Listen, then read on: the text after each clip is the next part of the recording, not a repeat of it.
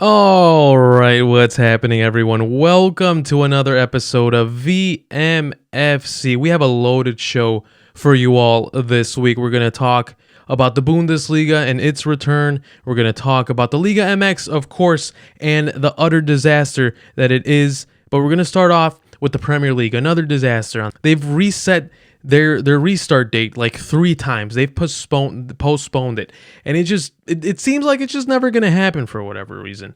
A lot of players have tested positive for the virus, of course, in the last couple of weeks, especially when they returned to training for whatever reason. I don't know why. Maybe it's because some of the players are breaking whatever rules were given in England, and maybe specifically by their own team as well. They could be breaking those rules.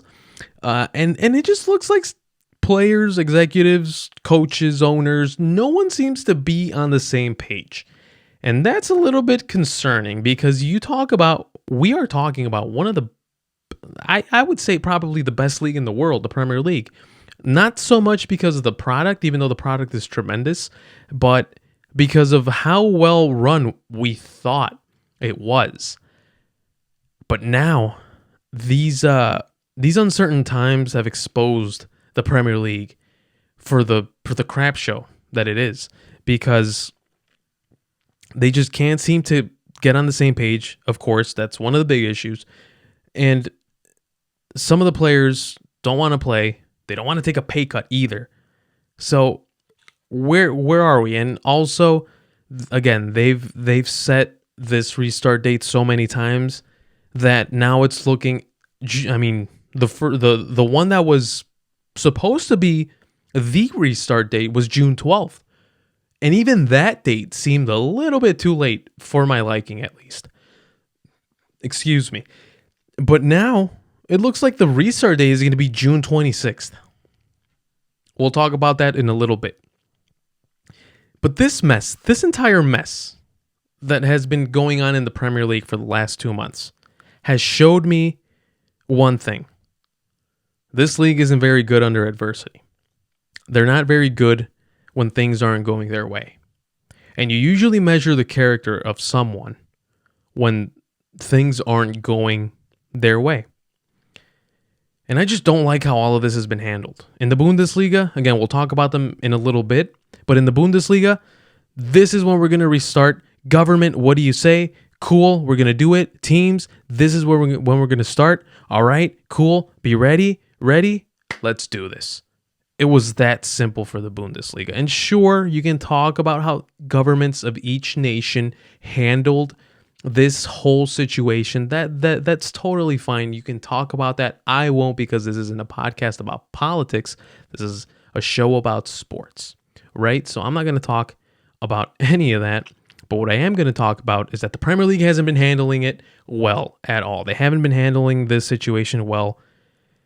And this is terrible because, again, this is a league that people look after. This is this is a league that people around the world kind of use as a reference, because it's not called the Premier League for no reason. It is literally the Premier League, no pun intended. This is the league that everyone wants to emulate because of their TV deals and the players that they bring in and the structure of the league and how competitive it was, because this season wasn't very competitive at the top. Maybe at the bottom, it will always be competitive at the bottom. But at the top, it hasn't been so competitive, but it was. And it was one of the more competitive leagues, at least in the championship title run. The championship title runs. But we had this league on a pedestal, and it has shown us that maybe it shouldn't be on that pedestal. Maybe it should be a little lower. Maybe we overlooked the Bundesliga, and we gave too much props to the Premier League. Could be the case. We can analyze this when all of this ends. But the only thing that I do have to say, or something that I do have to say, is that this hasn't been handled well. And again, it's a league so prestigious has to lead by example, right? And they haven't. It's been the Bundesliga that has been leading the way. I haven't even mentioned the Spanish league, but they are set to return on June 12th without much much hassle. We haven't heard much else from them. The teams have been training again. I can even look this up right now, but it looks like La Liga will be back in June, on June 12th. That looks like the date, and it looks or the 11th, whatever date it may be. But in England, they've been postponing, and it just doesn't seem to happen. It's an utter disaster. An absolute disaster. And it sucks because the Premier League is so much fun to watch. But then again, maybe we put it on a pedestal where it doesn't belong. And also, June 26th, might as well just cancel the season while you're at it. Because in a couple of weeks after that, they're going to have to go back now for preseason.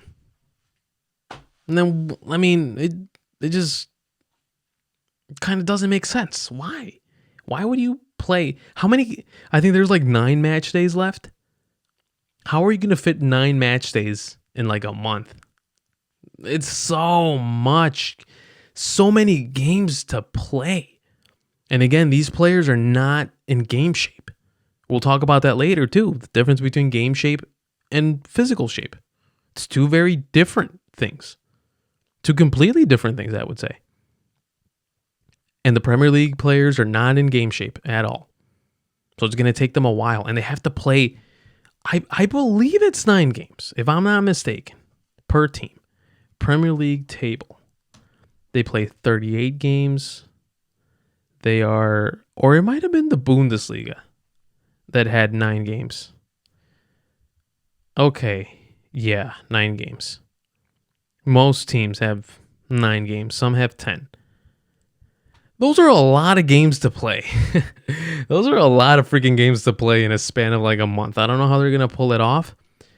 But if they do so, I don't think they will. But if they do, that'll be pretty crazy. Again, it's just so disappointing, man. It's so disappointing because we looked at the Premier League with such glamour. And when all of this happens, it's like, all right, you guys are literally the ones that are handling it the worst. So it's disappointing. It's very disappointing. And if June 26th is a date, you might as well just cancel everything because it logistically, I don't think it would make much sense. Let's move on now to a league that has been doing it right, the Bundesliga. The Bundesliga has been doing it very well ever since the beginning. And I didn't want to talk about the Bundesliga last week for 2 reasons. The first one, I had an interview scheduled with Dan Hilton from the Barcelona podcast. Of course, you can watch that on our YouTube channel, youtube.com/veteransminimum. And I respected his time. I didn't want to double upload or anything like that. And also, I was just afraid that we were going to get a one and done. I was afraid that something like, a couple players tested positive and they were all supposed to go into quarantine and then the season is pretty much over. It's a wrap. That's what I was afraid of. But now that some teams have played 3 games post-suspension and most of the teams are getting into game shape, I think it's safe to talk about the Bundesliga. And I have 3 takeaways after 2 weekends and a couple of games in the middle of this week. The first takeaway I have is that the players are actually not in bad physical shape. That was one of my biggest concerns going into this restart. And I even posted it on my social media, this video. I didn't know what type of shape that these players were going to be in. I was a little bit worried because we know that sometimes players are not the most disciplined individuals. They're not true professionals, but good thing that they pulled through. Most of them. I would say most of them pulled through and they showed up when they had to, which is good. That's excellent. I mean, we kind of shouldn't be congratulating them for them doing something that they're supposed to do. It's kind of like if someone congratulates you for waking up early, you're supposed to wake up early, especially if you start work at 9, but yeah, that's one of the takeaways. I'm happy that I was wrong. And most players are in good physical shape. And it helps also that the 5 substitutions have been implemented. So the players don't have to get exposed so much. And they don't have to play all 90 minutes 3 times a week. The second takeaway that I have, game shape, what we just talked about, cannot be acquired in the training ground. What do I mean by that? Players are in good physical shape. They and even the ones that weren't in good physical shape 2 weeks ago are in much better shape now than they were 2 weeks ago. And that's good. That's a good start. But game shape is so much more different, because if you think that soccer is only about running and pressuring and having a good first touch and having good conditioning, you are way wrong. Because there's so much movement, there's so much reading that is involved in this game. And you cannot practice that on the training ground. It's impossible to do so. You have to do it in a game when the intensity is high and you have someone that's wearing an opposite color shirt or jersey. That's the only way that you acquire game shape. And the players are not in game shape. They're coming to. It's happening slowly but surely. They're in game shape. Well, they're not in game shape. They're getting to their optimal game shape. But you saw that first game back, Borussia Dortmund against Schalke. Schalke was a disaster. Was I surprised? Absolutely not. But they were a disaster. And Borussia Dortmund didn't look great either. They didn't look like the world beaters. They didn't look phenomenal. There was a lot of flaws in that game. But it's okay, because they use that as a training session. And sadly, it was to the expense of Schalke. The third takeaway that I have from this Bundesliga return is that we have seen very few back and forth games. With the exception of a couple, most of the games we have seen have kind of gone like this. Home team takes the lead. They score a couple goals. They win the game. Not much adversity. They kind of just cruise through. Or opposite. Sometimes the away team, if they're that good, then they just take over. What does this tell me? It tells me a couple of things. One, greatness just takes over. If you're great, you will eventually take over the game and you will win it. The second thing is that the lower level teams in the lower part of the table, depend so much on the crowd noise. They depend a lot on the support from the home crowd. I heard that in many podcasts, and I'm like, well, yeah, but it might not be as important. I'm pretty sure they're used to it now. They'll kind of put themselves in the mindset of a practice session, of a training session. But boy, was I wrong. I was very wrong. These teams clearly need that support, because when they go down 1-0 at home, it's silent. It's dead silent. Unless they have like they're pumping in crowd noise like the Falcons and the Colts and the Saints. Wink, wink. But even that doesn't necessarily work as well as like having 10,000 people cheering you on. It's a little bit different. You kind of know, it's a recording. It's more to enhance the television product than it is to actually push on the home team. So, yeah, those were my 3 takeaways from this Bundesliga return. I'm happy. I'm happy with this. I'd say I'm satisfied, not like through the roof, but I'm satisfied because we get live sports on the weekend, and we get to analyze all of this stuff. So that's pretty cool. I didn't know how much I missed it until it came back, and I sat down in front of the TV with my notepad ready to watch the games. I missed it a lot, and I'm happy that the leagues are returning very soon, and we'll have a similar conversation about these other leagues very, very soon. Final topic before I let you all go. I want to talk about the Liga MX. I'm wearing my Mexico jersey as I am about to talk about this wonderful, wonderful world that is the Mexican League. This league is so interesting for many reasons, most of them the wrong reasons. They had, keyword had, a very complex relegation system. I've asked many people, and they're like, you know what? I don't even know. whatever. I mean, I don't understand it. And I'm like, all right, well, if you don't understand it, then I don't understand it either. No one understands it. No one understands those percentages that were used to relegate a team. All right. And you might be thinking, whoa, percentages? What are you talking about? Let me explain a little bit. In a normal league, Premier League, Bundesliga, La Liga, the bottom 2 or 3 teams are the ones that get relegated. In Mexico, that's not the case. You can do your research. If you want to get a nosebleed from reading that, go ahead, be my guest. I'm not going to try to even attempt to explain the relegation system in Mexico, because this is going to be like a 3-hour show of just me trying to figure it out. So they had a complex relegation system. Franchises changed venue constantly. They still do. They get bought out. Sometimes there's one owner with like 3 teams in the same league, which clearly it's shady. I mean, if you don't think it's shady, then you must be shady yourself. And there's like one big television network pulling all the strings, making all the decisions. It's really crazy, actually. It's kind of like, let me put it like this. It's kind of like if ESPN controlled everything in the NFL and they made every single decision. It's kind of like that. Or in the NBA, whichever one you prefer, whichever one you can relate to the most.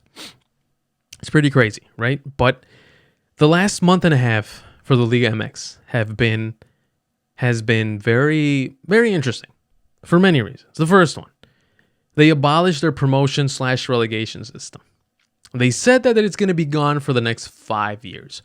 Okay, yeah, I'm going to believe that for the next 5 years. I talked about it a little bit already on a podcast. I got some heat for it for whatever reason. If you defend this, what the hell's wrong with you?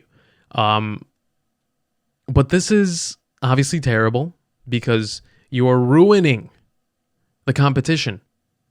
You are rewarding mediocrity. And they kind of did it behind FIFA's back. We'll get to that in a little bit. So for the next 5 years, no relegation, according to the officials in Liga MX. The second thing that happened here, a lot of players, especially from one team, Santos Laguna, up north in Mexico, tested positive for the virus. And supposedly it was because they were out partying. They were at a party. And they had mariachi, and it looked like a very fun party. But some of them tested positive. They didn't show any symptoms. Crazy. You can have your own assumptions about all of that, but they didn't show any symptoms. But I think it was like, did I say Simpsons? Symptoms. I think I said it right. Symptoms. They didn't show any of those things, and it was like 8-9 of them. And then the Mexican League is like, all right, let's just cancel everything. No season, no champion, nothing. We're just going to cancel everything. Crazy. It's pretty crazy, and especially because the La Liguilla, or the playoffs in Mexico, bring in so much revenue for the league, and they just canceled it completely. So that's insane, I would say. That's pretty insane. But then you fast forward a couple days, because this happened last week. You fast forward a couple days, and FIFA suddenly found out. A month later, they found out that in Mexico, they're not going to have any promotion or relegation for the next 5 years. And they're like, whoa. They did what? And they didn't ask us?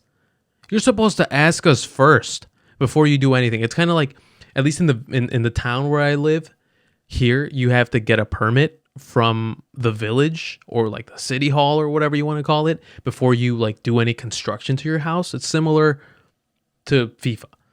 If you don't get permission, you can't do it.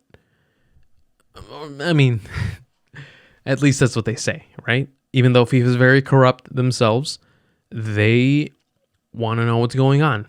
And Mexico did everything behind their back. They didn't ask for permission. And they're like, you know what? You have to reinstate the promotion and relegation.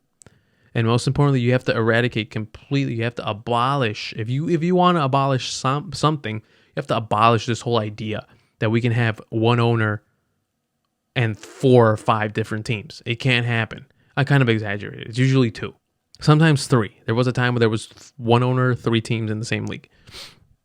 Abolish that instead of abolishing your promotion and relegation. All right.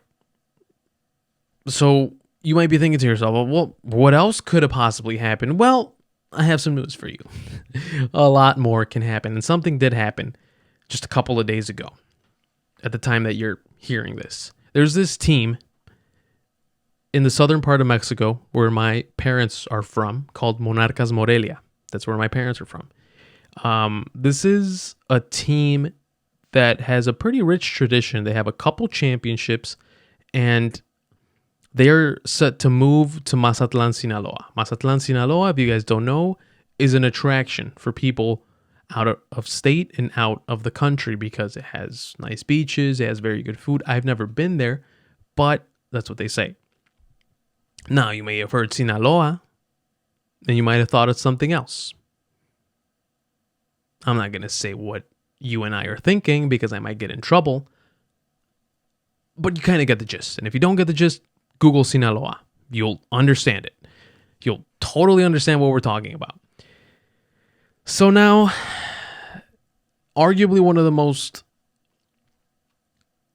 teams with most tradition in the Liga MX is going to disappear and turn into something else. They're moving on to Mazatlan because it's a bigger attraction. It'll have a nicer stadium, newer facilities, and I guess Liga MX just got bored of being in Morelia. Even though Morelia is a beautiful city, one of the highlights of my trip to Mexico,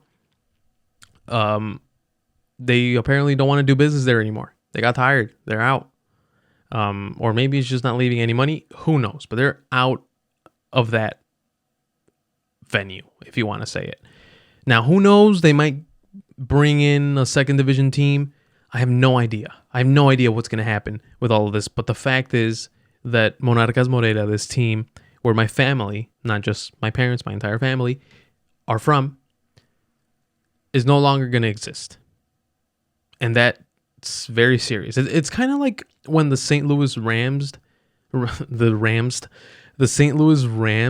moved over to Los Angeles and became the Los Angeles Rams. At least they got to keep the name. Over here, I don't think they're going to keep the name. So that's a little bit different. It's even worse in Mexico. So here you can at least get away with I'm a Rams fan. If you live in St. Louis, it's cool. I don't know if they hate the Rams in St. Louis. They might, but that's a different story for a different podcast, right? So the Liga MX just has so much potential. They do, because the infrastructure is great. They have great stadiums. They have the Estadio Azteca, one of two stadiums to host multiple World Cup finals. That and Maracanã. That's it. And they have countless other stadiums, beautiful cities where their teams play. And they just always seem to mess it up somehow. It's kind of like part of the culture in Mexico. We always have the potential, but we always mess it up. Somehow, some way. We just don't want to take that extra step to establish ourselves, right? And it really sucks because the owners prioritize the business more than they do the development of players. It's very rare nowadays that you see a young player actually develop in the youth system on a Mexican team and then go on to Europe and succeed over there. That rarely happens now. And it's sad because these players either have to go to the MLS, they have to come here. Excuse me, I should not be burping in the middle of the show, but my body told me I had to do it. Sorry. They have to go to the MLS, or they have to wait until like a U17 or a U20 World Cup, and then they show off right there. That's like their only platform to show how good they really are, because there's talent in Mexico, and I hate that word, but there's a lot of talent in Mexico. There's a lot of abilities. Like there's a lot of good players in Mexico, but they just don't let them grow for whatever reason. Do your own research on that. And I have my own opinion, but that's not the point of this. But you know what? From all of this, I'm kind of happy that it's happening right now. I'm happy that it's happening in the middle of this pandemic, because since there are no games going on, we can see how utterly incompetent and how inept the people that run this league really are. They are being exposed as absolute idiots, because that's what they are. They're idiots when it comes to soccer. They may be very successful businessmen. That's cool. I don't give a damn. I don't care if you're a successful businessman. Can you run my team? Can you win me championships? That's all I care about. As long as this team and their numbers aren't in red, when we can survive and pay our employees, and my team isn't going to disappear, that's all I care about. I don't care about the sponsors or anything like that. Just talking as a fan, I really don't care, but I don't know, maybe some people do. These people might just be great businessmen. They're terrible at managing teams. They're terrible at making strictly sports related decisions. They don't know how to do it. And they don't know how to split the responsibility, because they want to control everything. And that's not how you run a business. So maybe they're not very good businessmen. They might not be very good because they don't know how to share the responsibility. That's what a good businessman does. He knows how to share responsibility. And these guys don't. So they might not be as good businessmen as they claim to be. I'm just happy that all of this is happening right now, and we get to see the incompetence. We get to see how inept they are. And we just get to see the garbage that Mexican Liga MX fans have to deal with. It's a lot of garbage. Speaking from experience, I've been watching the Liga MX my entire life, and it's been like this forever, and it's probably not going to change. I didn't want to end this on a sad note. I really didn't. I didn't want to end this on a sad note. It sounds like there's no hope. There's a lot of hopelessness. But anyway, ladies and gentlemen, that'll do it for this episode of VMFC. Of course, you can follow me on Twitter and on Instagram at Alex Perez FC. You can follow the show. You can follow Veterans Minimum on Twitter, on Facebook, on Instagram at Veterans Minimum. Subscribe to the podcast on Apple Podcasts and on Spotify. Subscribe to our channel, youtube.com/Veterans Minimum. And what else? Patreon. Patreon.com/Veterans Minimum. If you are interested in that, you can donate. You can help us. You can help the brand grow. You can help Nick get a studio because he wants to get a studio so bad. I hope he does, so that way I can go visit him in New York. I know the invitation is open. All right. That's it for me, at least for this week. I'll see you all next week. Take care. Stay safe. Hope you enjoy the show. Goodbye.